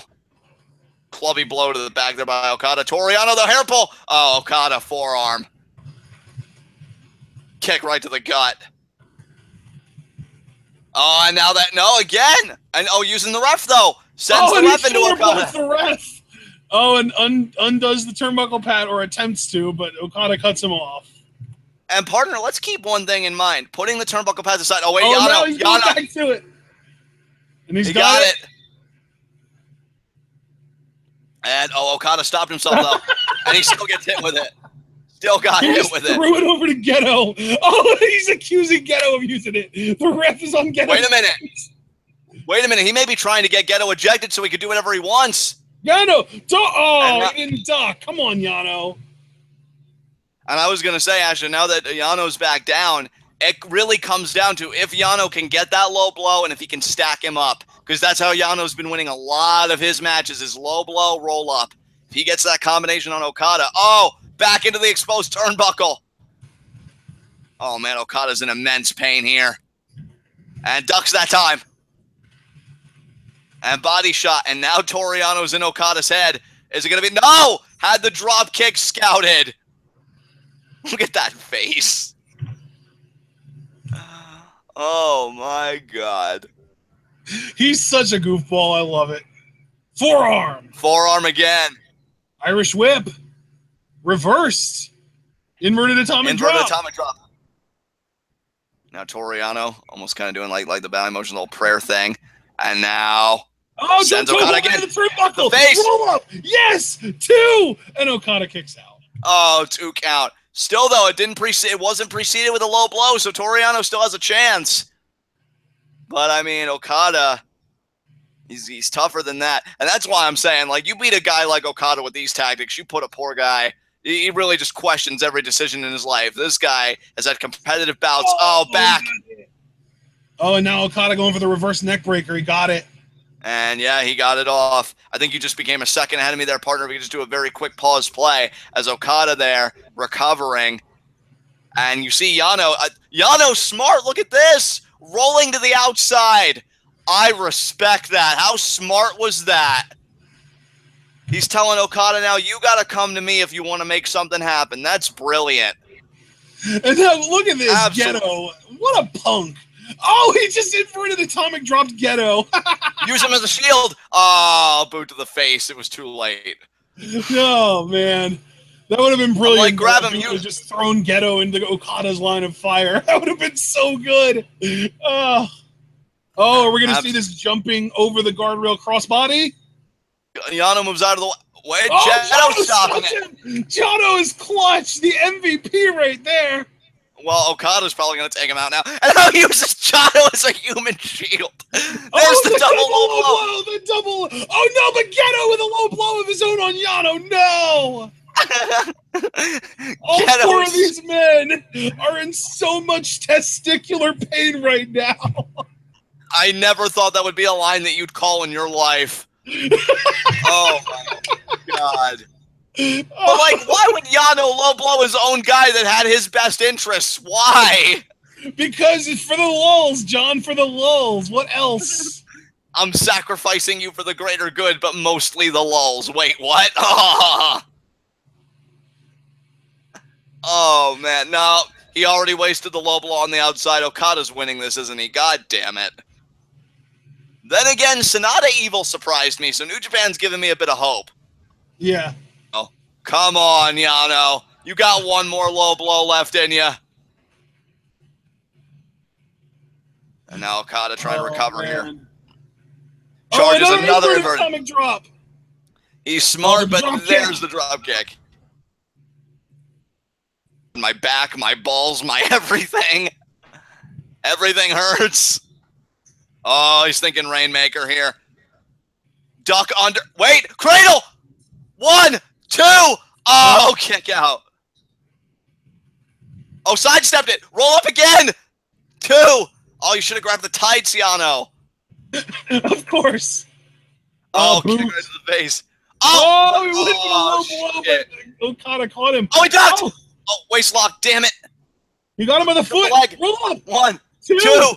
Oh, fuck. He was so close. No, it's only 2. Okada can't even believe that. He's like, are you sure? Oh, come on, Yano. Come on. Oh, uppercut. And another uppercut. God damn. Careful.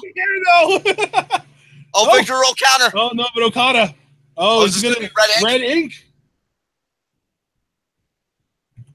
Wow. Wow. These guys are actually having a really fun match. These last few matches, man, goddamn. Yeah. Day 2's really been a treat. And just think, come on, Yano. The match that we're looking most forward to hasn't even happened yet. Dude, I hope it can live up to expectations because, I mean, Suzuki is 48. Oh, he tapped. Wow. Yano taps out to red ink. When was the last time we saw Okada actually beat someone with red ink?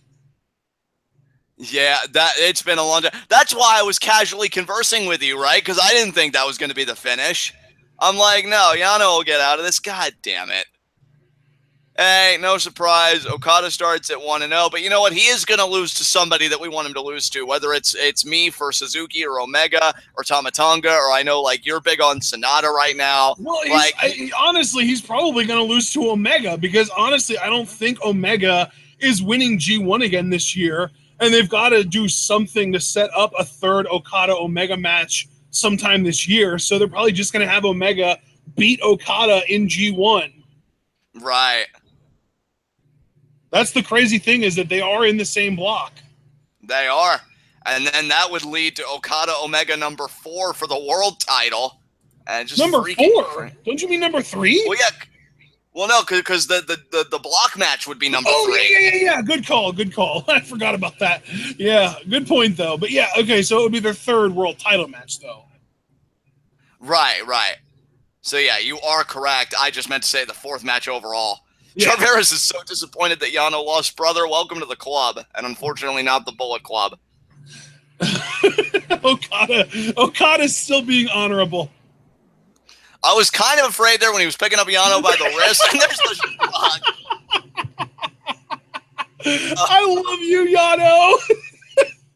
Please never change, Yano. Please never change. That's amazing to me. Oh, God. Poor Jado. Yeah, he was trying to help Yano, and he ended up getting a fist to the balls. It's like, bro, my dick. Now he's telling him about it. It's like, for the lulz, man. For the lulz. Gotta keep perspective. Yeah, what matters more than entertaining the audience? Come on, man. Oh, dude, I got a level with you and everybody else. My heart is fucking torn in two for this main event because I adore both guys. Oh, God, but Suzuki ranked higher, I think, than Omega for me in our 5v5, and I just love watching the man work, so I think I'm going to go Suzuki gun here. Do I think he'll win objectively? No, I actually think Omega's got this, if I'm being honest, but is my heart with Suzuki? Oh, hell yes. Absolutely. You know what? No, I'm picking Suzuki to win because I think he's going to challenge Omega for the U.S. title. Wow. Dude, I love that, though. I love, because, again, I even said when I did my extensive research on Suzuki, again, one of my rare instances where I pull a U, that the best word to describe Suzuki Gun, I mean, they are pirates. They want to pillage every promotion for all the gold it has to offer. Suzuki and his cohorts, they fucking love gold. So, you know, Suzuki's just looking at that U.S. title as just another prize to be won. And we're going to see if he can do it. He's got to beat Kenny Omega first, and look at the fandom. The Kenny Omega fandom in full force right now. Dude, I actually saw an article yesterday. Apparently, Hot Topic has never had a faster selling bit of merch than the Bullet Club merch that they've had in stores for a little while now. That's amazing. It's actually gotten to the point now that they're going to be adding Los Ingobernables de Japón and the NJPW logo with the lion face shirts to their stores because of the success of the Bullet Club sales. That's incredible. Happy for Bullet Club to have that kind of success. Happy for New Japan more broadly. There is your U.S. champion. That title is fucking gorgeous, by the way. Kudos. I think New Japan has some of the best belt designs of any promotion, like just on the whole. I think a lot of their titles are hilarious too, because like the Universal Championship, everyone always complain like, oh, it looks like a fruit roll-up because of the red belt. Well, the U.S. title here has a red belt, and that's not a problem. It still looks great because they managed to use appropriate amounts of contrasting and complementing colors that make it look great. Precisely. And folks, let me say this. If Kenny Omega wasn't a quote-unquote babyface before, he sure as fuck is in this match, because he's facing a guy whose name literally comes out to, so I've been told anyway, the most miserable personality in the world. Yeah, Kenny's the babyface here. So I am very intrigued how these two are going to work. Again, when Suzuki came back, that was the dream match everybody wanted from him. When I heard, like, oh, I want to see him work with Omega, we're finally getting it tonight. Oh, man. Kenny Omega, who is just in his fucking stride right now. Former junior heavyweight champion, former intercontinental champion, won G1 last year, looking to have a two-peat of the feet, so to speak.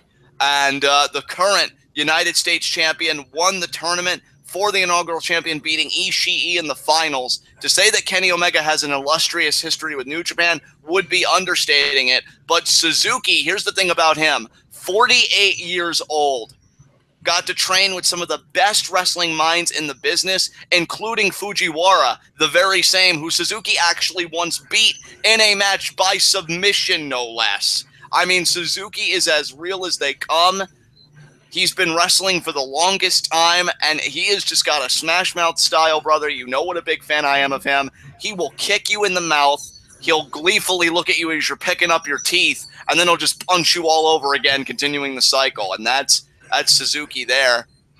Is he no longer? When I look at these two guys, when I try and figure out who I think's going to win, all it really comes down to for me is, do I think that it's more likely that Omega would challenge for the Never Openweight title, or that Suzuki would challenge for the U.S. title? I think it's way more likely that Suzuki would challenge for the U.S. title than Omega challenging for the Never Openweight title. Well, my question is Suzuki even still Never Openweight champion? Because I don't see him with the belt. He should be, yeah. And, well, wait, maybe we're going to get a camera angle here, because I don't see the belt dangling from either hand. But then again, the camera work hasn't really been the best. Yeah, he doesn't even have the belt in hand. Did he lose it at some point and we just didn't know it? No, he's still the champion. He obviously just doesn't care about it. Wow, okay. Because I'm like, it's just weird. You because literally just got done saying earlier that he's already treating that Never Openweight title like his side bitch. So, yeah, that is true. I mean, what better example of that than him not even walking around in public with it? Yeah, I just had to really get confirmation, because no matter what kind of champion you are, you always do bring the belt out with you. But, I mean, heel again, so... Again, that's what I love about Suzuki Gun. They just love gold. I'm telling you, if tomorrow, like, say he beat Omega here, and then the next time, like, when he faces Okada, if he beats Okada, he's not going to give a fuck about that U.S. title. He's going to be thinking about the IWGP Heavyweight Championship. Like, Suzuki really is that guy. He'll pimp out all those titles, man. He does not give a fuck. And here we go. Here we go. It's interesting, though, to think about, because they could have easily built this as, like, this big deal champion versus champion match, and then Suzuki doesn't even come out with his championship on him. Yeah. And look at Suzuki and Omega eye to eye. That's like a combination of FU to the promoters and also hiding the championship so people think that he's going to challenge for Omega's title. Like, you know what I mean? Like, it's a double duty move there. Such mind games there from Suzuki. And look how miserable he looks. Look how pissed off he is already. Omega hasn't even made eye contact with him yet, and Suzuki's still pissed off. And there's the eye contact, and the flurry of forearms, and the chop. But Suzuki, though, Suzuki's just pissed about it. And a body shot. Oh, my God. Immediately sends Omega to the floor. Jesus. I love Suzuki so much. Oh, my God, what a kick. And now just stomping away and then just choking him with his shin bone. He is a miserable prick, but I love him for it. Oh my God! I almost feel like in this case, forearm. You know it's usually at this point. Oh wait, Omega. Oh! I was going to say Omega had a smile on his face there. He clearly wants the most out of Suzuki, and he wants Suzuki at his best. I don't know if he knows what he's asking for, though. Yeah, I don't know if he knows it either. Look at him just staggering against the ropes there, like, oh, where am I? What? And Suzuki now come on being like, come on! He wants that U.S. title, man. I love that Suzuki's ambitions aren't quelled just because he has a title. He just wants to do fucking everything. Oh, my God. Oh, what an overhead chop. Suzuki off the ropes. Omega, though, Hurricane Rana.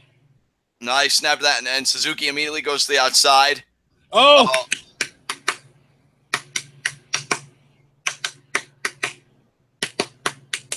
And Omega... Wait, Suzuki goes through. Cutting him off. Oh, what a move! Oh, my God. The only thing better than Suzuki just being vicious is Omega ragdolling for him. Yeah.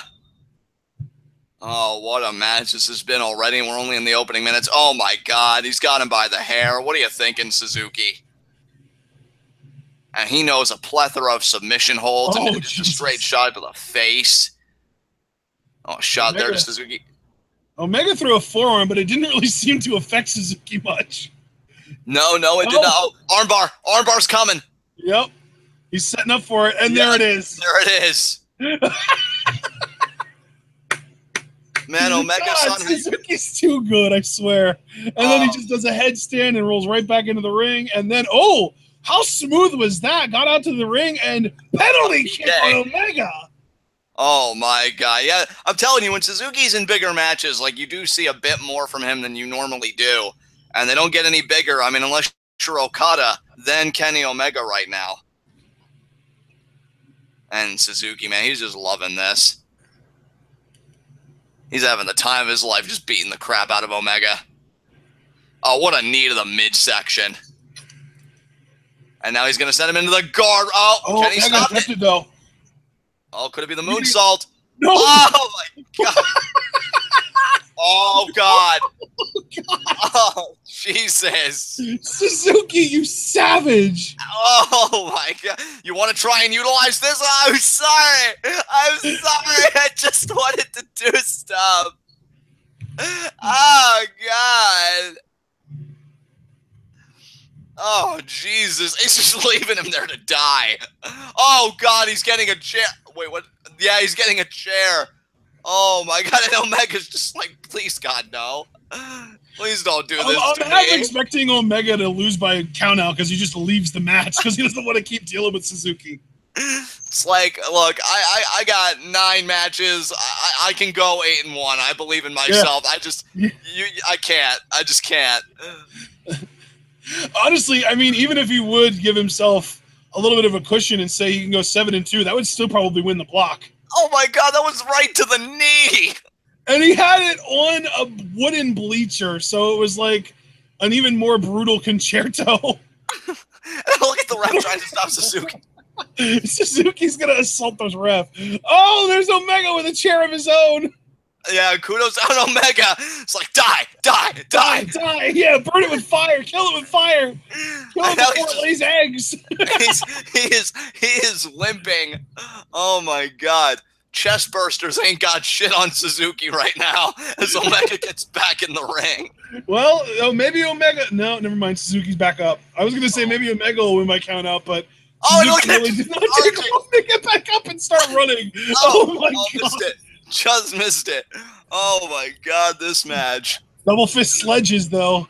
Omega's knee is in a lot of pain. And you know, Suzuki knows so many holds where he can exploit that knee. Yep. Off the ropes. Omega, though, counters. Is it going to be a steamroller? Steamroller. Yeah. I was going to say Ushikuroshi, but no. Yeah, and, well, no, he can't go to the moonsault right now. Hurts.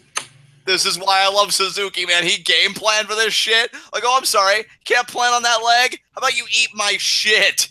And now, oh, my God. Oh, and the one-legged. Omega just did a one-legged moonsault. Are you kidding me? Zach Gowen, eat your heart out. Dude, you literally took the words out of my mouth. Goddamn. Oh my god. Jesus. Kenny Omega is incredible. Well, now I want Omega Sanada too, because that's like the two freakiest athletes in New Japan. And you'll get it because they're in the same block. I know. Okay, I should specify. Two craziest athletes in New Japan's heavyweight division, because I'm not trying to overshadow Ricochet. Look at Suzuki smiling. All those freaks, but my lord, this match. Suzuki body shot. Because fuck your ribs. Oh, they're both going for eyes. They're both going for eyes. Oh, but Suzuki, oh my god, what a shot to the face. Omega off the ropes. My god. Kitchens, goes behind. Oh, but Suzuki follows him through. He goes behind. Sleeper! Oh, and Omega snapmare. Now Omega might want a V-trigger. He might want a V-trigger. No, he's not going for the V-trigger yet. No, front face. He's going for the cross-legged pile driver-ish. Oh, the neck breaker over the knee. I think he actually has a name for that. He calls that the Aoi Shodo. Yeah, because I always struggle to remember the name every time for that move. And yeah, Omega just hit it, which is going to soften up the neck of Suzuki. I'm already loving this match. I've got to be honest, match of the night might still go to Sanada and Evil, but this match is everything I wanted so far. Keep killing each other, guys. I'm loving now he is calling for the V-trigger. I think he's going to hit Suzuki with this unless the knee gives out. No! Oh my god! Suzuki pulled the ref in. Oh, and there's a V-trigger too. He hit Suzuki with one as well, but Suzuki...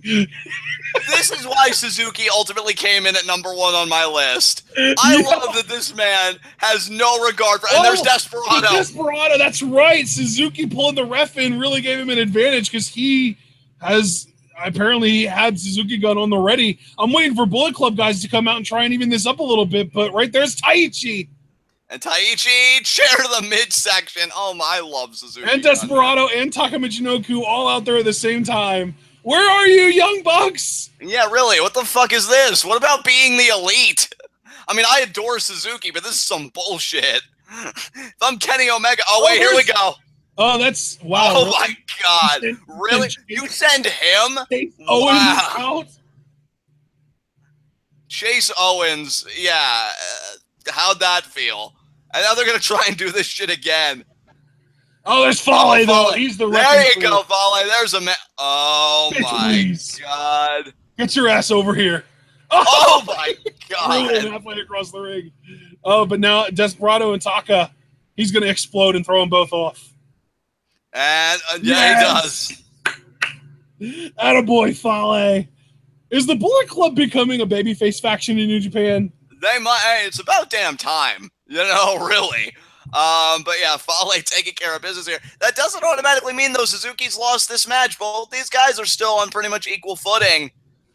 Havo in chat said apparently the Young Bucks fell asleep under the ring waiting for their cue. Wow. Oh, and now Kenny's thinking, this is my moment here, but that knee is still in bad shape. Kenny is really hurting, man. That knee is killing him. Oh, is he going to do a dive? Is he going to do like an over-the-guardrail kind of thing, like what we've seen him do before? If Kenny does that, he's... Wait a minute here. Oh, my God! Now Chase Owens trying to encourage Kenny to get back in the ring. Jesus. Yeah, Kenny, I don't know if that was smart because you're just giving Suzuki time to recover here. The ref's still out. Oh my God. He's actually making his way over to the guardrail gate. But you're right. He did just give Suzuki time to recover, which was a really bad idea. But the referee is back in the ring. He gave the referee time to recover as well. So now Suzuki grabbing the. This is devolved into a complete circus. Is Suzuki going to do something to the ref? Is he going to like attack the ref one-on-one? Oh, wait a minute here. Suzuki, is he going to pull the ref into a V-trigger? He totally is, isn't he? Oh no. And you caught the leg! Heel hook! Heel hook there by Suzuki on the bad knee. Oh, now he's pushing Kenny away. He's creating that distance. Oh man. He's got that sunk in deep too. He does. Oh my God, Kenny, you gotta fight out. Oh, he slapped him. Omega's trying to slap his way. Oh, look at this though. Suzuki put his left leg in a position that prevents Omega from sitting up all the way to get those slaps in. But now Omega kicking Suzuki in the chest. Oh my even God. Oh, you just provoked him, that's all. He pissed him off. Oh my God. It's kind of like that alien in Prometheus who only tightens his grip around the guy's arm and then he just breaks it. That was Suzuki with Omega's leg. Yep. Oh my God. And now, transitions here. Omega's on his stomach. How much does Kenny have left?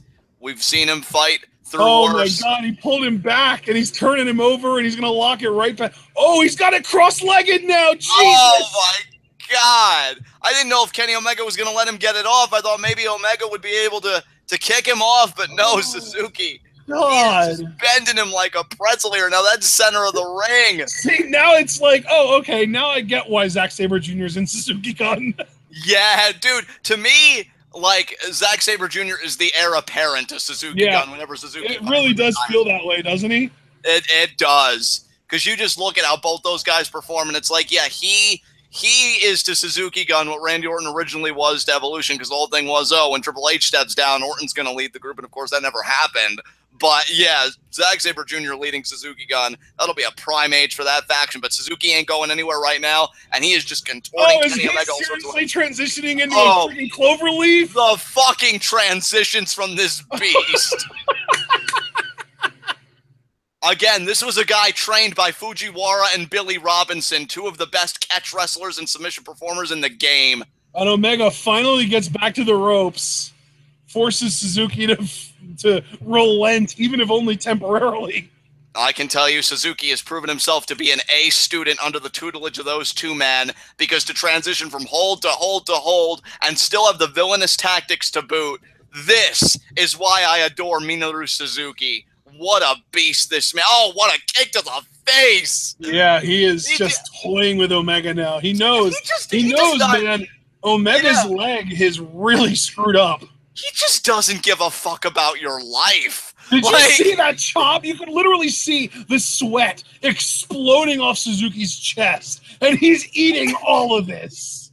He's just smiling like, that's so cute. You're trying with a bum leg. Now let me show you. Bam! Just like that. This is so entertaining. It's unbelievable. Oh, my God. Oh, Suzuki's just like, oh, what's the matter, Kenny? Did that hurt a little bit? Oh, I'm sorry. Oh, wait, no, I'm not. Now I'm going to murder you even harder.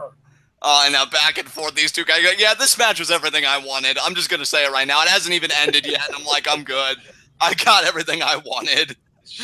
Oh, man. Suzuki's such a hard ass. It's amazing.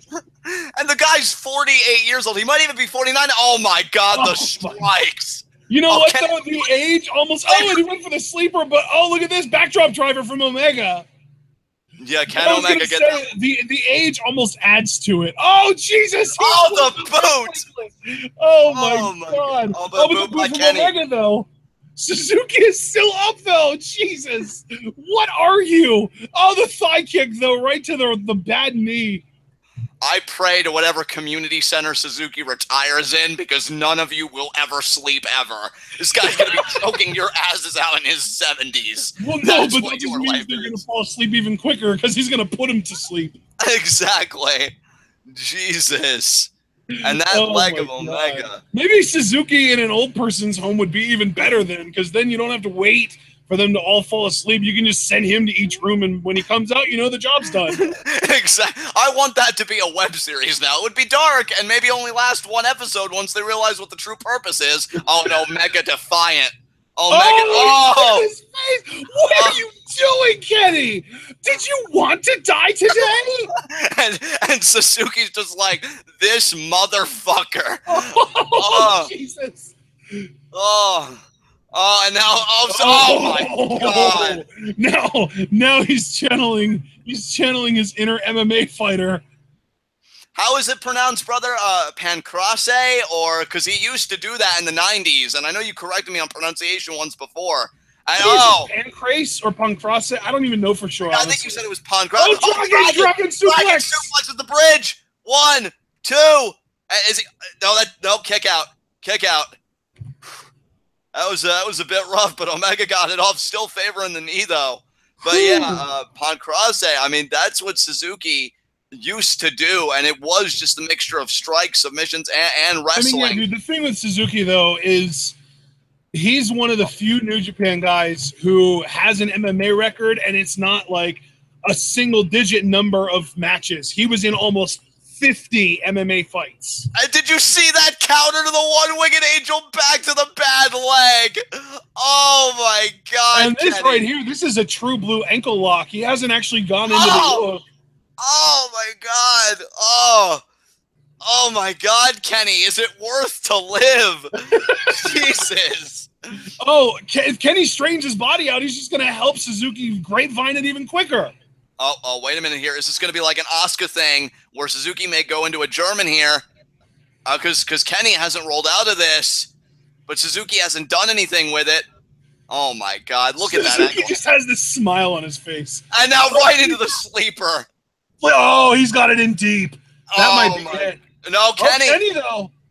What's Kenny thinking here? Oh, Nice. he got out of it. He got out of it. Very smart on Kenny's part there.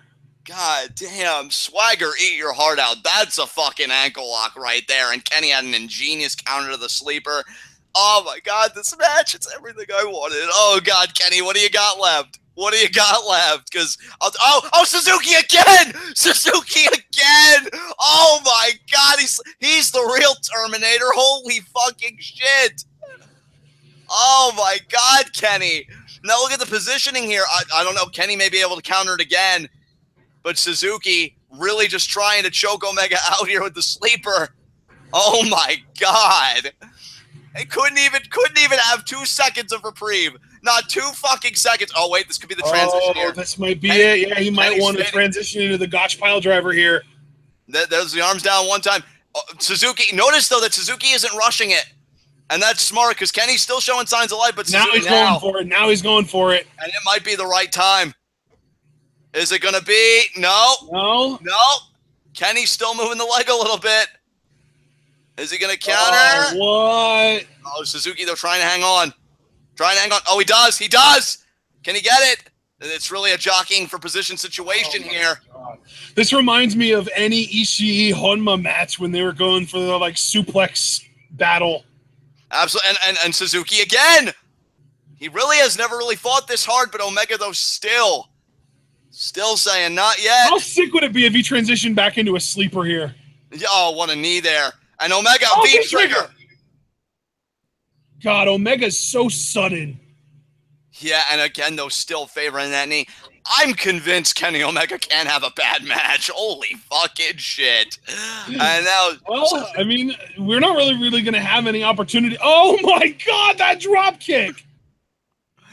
Jesus. But what I was going to say is I don't know if we're really going to have any opportunity to find out because there really isn't anyone in the B block that he could possibly have a bad match with. Yeah, the weakest match at best may be like Kojima, but that's it. And even then, and Kojima is still really good. Yeah, exactly. As is Suzuki. I don't want to shortchange him. It's just I feel like I've been very sparse in my praise of Omega. I have to remind everybody, I do love both guys, but Suzuki, man, he's just doing it for me right now. He's on another level, yeah. Oh, and now, caught the leg. Enziguri, though. Knee. That was a knee, dude.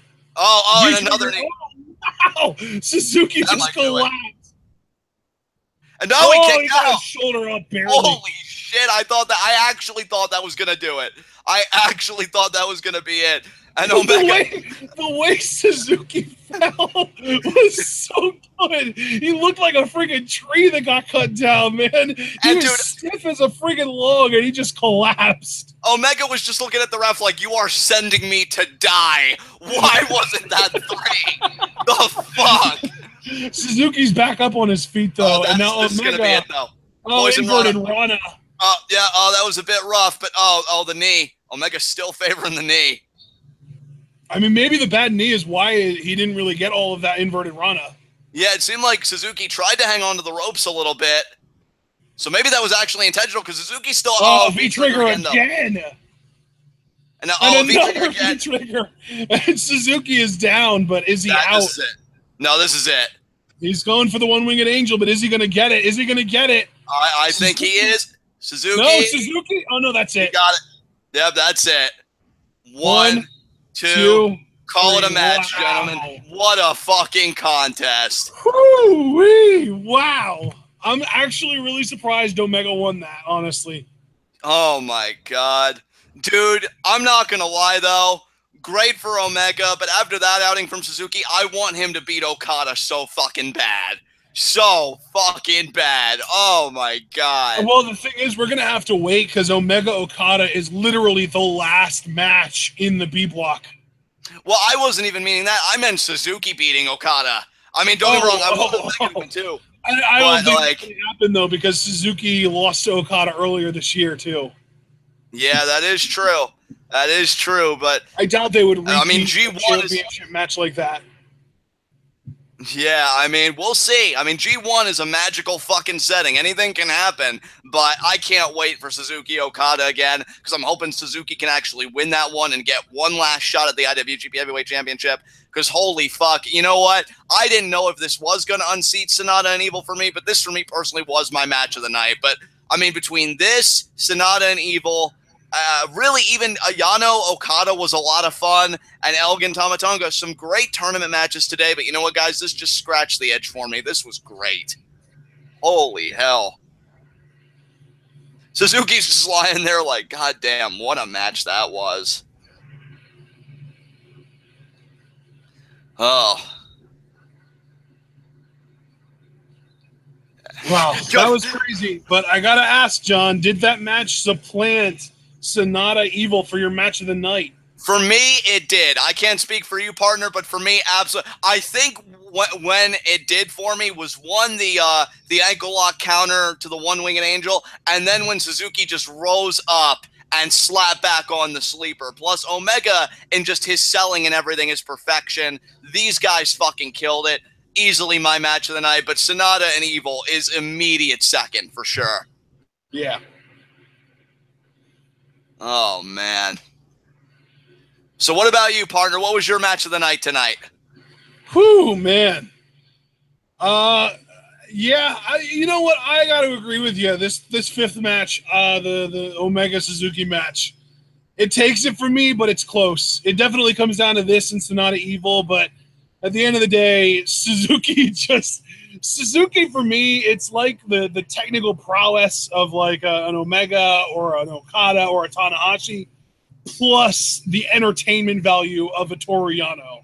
Because like he's not a goofball like Yano, but when he just bitch slaps people and just like even just when it's something as simple, it's you know what it is? It's like the Makabe effect. Like when someone punches him and he just like his eyes get really big and he just yells at him. It's like, yeah, okay, that's where we are right now. Like, that's what Suzuki does for me. Like, it's so good. He's so good. Omega's amazing. Like, God, this is amazing. Just such a great show. And really, I mean, the first two matches were okay. They weren't great by any means, but there wasn't even a below average, I would say, match on this card. I would say the first two matches were about average. Third match was freaking great. Fourth match wasn't amazing, but it was very entertaining. And then this fifth match was amazing. Yeah. I mean, this was something else. When people said this was their ultimate dream match for Suzuki, this was why. I mean, that That was everything I wanted and then some. Great job to Omega and Suzuki. Omega gets 2 points, which, by the way, Omega already kind of outpacing his former Golden Star partner, Ibushi. You know, he kind of laid the gauntlet down to Ibushi. Omega won his first match. Ibushi lost his. So you can already kind of see the pecking order working itself out between the two. But yeah, man, great day 2 here. Day 3 tomorrow is going to be nuts. And yeah, I'm just going to have you take us home, partner, because I know we're not done today as far as TwitWow content, but I got nothing else to say as far as G1's concerned. Yeah, guys, we do have our preview and predictions tonight for the Battleground pay-per-view happening Sunday. That'll be at 8 p.m., or if you're not really sure as far as time zones go, it'll be in about 3 hours and 15 minutes from us finishing this. It's 8 p.m. Eastern Time, 7 Central, 6 Mountain, 5 Pacific, or if you're in the UK, it'll be at about 1 a.m. So hopefully you guys are able to tune in for that as well. If you liked this video, remember to actually click the like button. I know it's easy to forget that just because it's just kind of out of the way and you don't really think of it. But if you did enjoy our English commentary, like the video. If you haven't subscribed and if you do want to be notified when we go live or when we upload a video, which is rare but might happen on occasion, be sure to hit the subscribe button and then click the little bell notification that pops up when you do subscribe. If you want to support us, you can on both Patreon and Teespring. Patreon, we have 3 tiers. You can either donate $3 a month for Discord access, and then you get very intimate access to both John and myself, as well as other fans that are the hardcore fans that have decided that the $3 is worth that access. So it's kind of a nice, tight-knit little community there. We discuss everything from Monday Night Raw to G1 standings to the Mae Young Classic, everything in between. So it's a lot of fun. The second tier is live reactions. If you would like for us to live react to a wrestling show of your choosing that we haven't already live reacted to, it's $10 per hour of content. So if you want a 3-hour show, it's $30. 2-hour show, $20, etc., etc. The third and final tier is a combination live reaction review, very similar to what we do with Lucha Underground, where we'll live react to it, and then we'll set up a new hangout and create a separate video for a separate review on top of the live reaction, and that's $15 per content hour. So it's the same deal. 3 hours is $45, 2 hours, $30, etc., etc. And again, the $3 that you donate per month for the Discord access does accumulate over time. So if you want to save up using those $3 increments to eventually buy a live reaction or a live reaction review combo, you can. Make sure to follow us both on Twitter, like the Facebook page, or if you are on Reddit, check out the official TwitWow subreddit. And finally, be sure to get your questions in for Q&A. You can do that on Twitter. If you are in the Discord, that's also an option. Or if you have neither of those, we know you have a YouTube account because you're here listening to us now. So you can just leave a comment on any of our videos after it's been fully uploaded and processed, and we'll get to it as soon as we possibly can. So Q&A this month is on the 26th, I believe. Is that correct? No, still 27th. The 27th. So it's actually a week from today, next Thursday. And that should be a lot of fun. So hopefully you guys enjoyed our English commentary for G1 Climax. And we will see you tonight for our preview and predictions to Battleground. Or if you are not here for WWE content, if you're only here for G1 Climax, we will be back. I believe tomorrow is the next day. And it's going to be day 3. And it's going to be A-block matches. We've got Naito versus Yoshihashi, Ibushi versus ZSJ, which is the G1 or the CWC finals that we never got, that we should have gotten. Nagata versus Goto, Makabe Ishii, which should be a lot of fun. And finally, Tanahashi versus Bad Luck Fale. So that should be a really interesting show, and we will see you then. Otherwise, we'll see you tonight. And, of course, remember to stay tuned.